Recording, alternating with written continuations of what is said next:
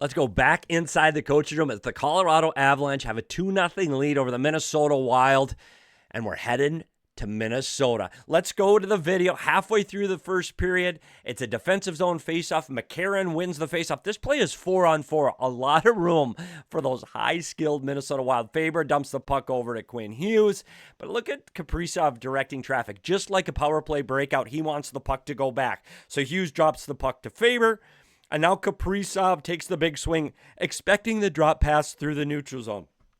But one of the things that Faber does, because Faber is such an intelligent, high IQ hockey player, sometimes you can't make that drop pass. Sometimes you can't make the play because there's someone in the way. So Faber doesn't drop the puck, even though he's got more support in behind the play. He's got two forwards coming in behind. He takes the puck and he sees the lane and he goes forward. It's a smart play. He doesn't have to put the puck through people. So he gains the zone and he's able to take his time. Malinsky's got him. He's stepping up on him. And in 4-on-4, you want to play man on man. Well, who's covered? We're good here, we're good here, and we're good here. The last matchup for the Colorado Avalanche is right down the middle of the ice, Kaprizov and Kulak. Now, I want you to see where Kulak is right now. He's on the circle that displays the clock saying 4-on-4. Kaprizov's coming down the middle of the lane. What would you like to see Kulak do? You'd like to see Kulak come and fill this middle, hold the middle of the ice. You don't want him to chase Kaprizov. Kaprizov's got a full head of steam coming. You don't want to look silly and get beat, but you got to protect the middle of the ice. Unfortunately, Kulak drifts to the outside. You see where he was on that circle, the 4-on-4 circle with the time? That's right where Kaprizov is now, but he has drifted away. That gives Kaprizov all of this room to attack the net. He beats Wedgwood, who's standing still. Gets this one in behind him. And you look from above. Here's Kulak right in the middle of the ice. He's got the middle lane covered. Everything's fine, but he drifts. So as Kaprizov comes down the middle ice, look at all of this room that Kaprizov's able to take, and he's able to drive the lane and put this one past Wedgwood.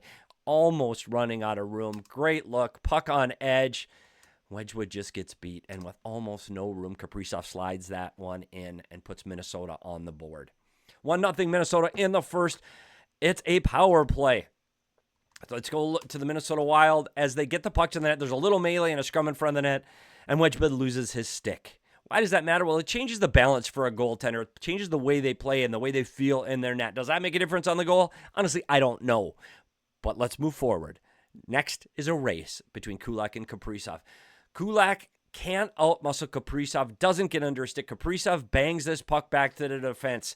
And now it's just a matter of moving the puck quickly. Minnesota moves it to Hughes. Hughes looks, I got nothing. Now, we remember in the last series where he bounced it off a foot. Well, he doesn't have that. He's waiting for Kaprizov to get to the front of the net. So Hughes pulls out, lives another day, creates more room, creates more space. He moves quickly. You see that last few strides, pulls the puck to the middle. That's what allows him to beat the Colorado forechecker. And now he does have Kaprizov in front of the net, screening the goaltender. So he lets this one go. He puts it to the stick side of Wedgwood. And we see it from behind, and you see this crisscross. He takes those quick steps, and he delivers this puck to the net.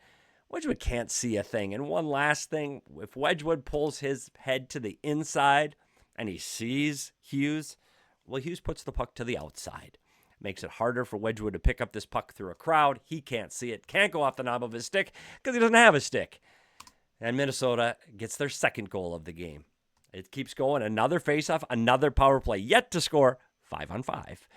Minnesota wins this draw, and I just want you to watch the play at the top, how quick Hughes is able to move this, elude the penalty killer, make a great play. Now it's just about quick puck movement for the Minnesota Wild.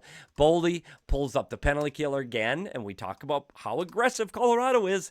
Being this aggressive, you better get stick or you better get body.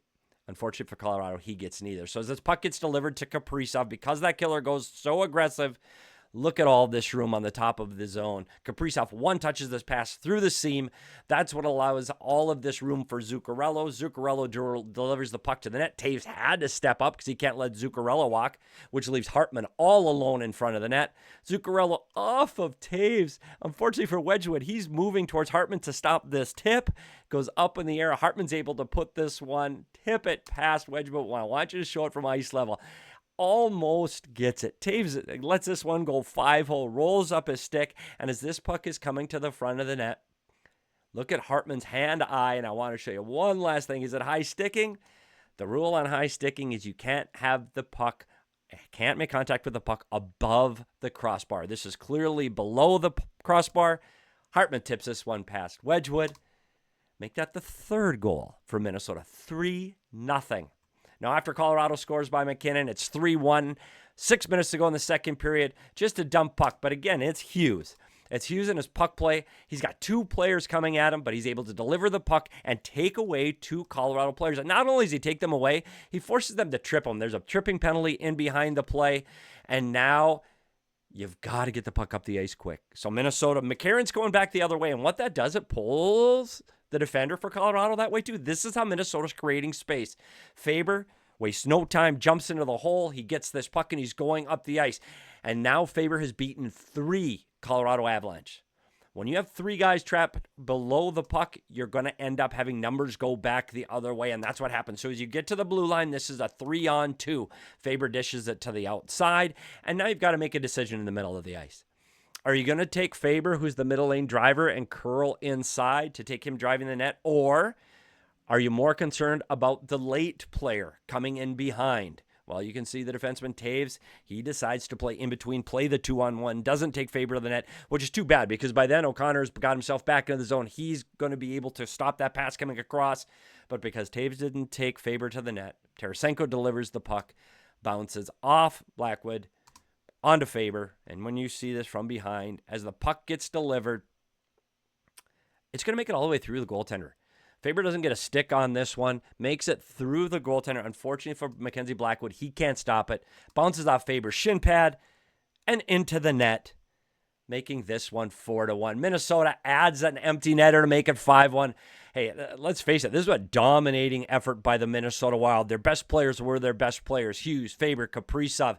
This was a big win for the Minnesota Wild. Wallstead came back to the performance that he had earlier in the season and earlier in the playoffs. This series is getting close. This is one of the best series in the NHL right now, the Wild versus the Avs. Well, stay tuned for Game 4 and the aftermath of Game 4 right here inside the coach's room, where we'll be breaking it all down to show you the plays that make the play. I'm Petey, and we'll see you at the rink.